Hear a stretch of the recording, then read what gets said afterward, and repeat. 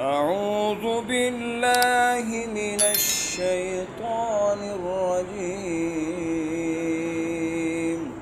بسم الله الرحمن الرحيم.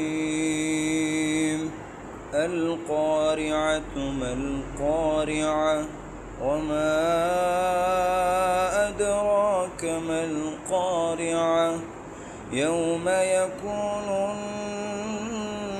الناس كالفراش المبثوث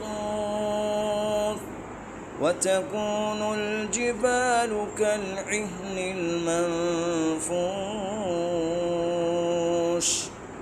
فأما من ثقلت موازينه فهو في عيشة راضية وأما من خفت موازينه فأمه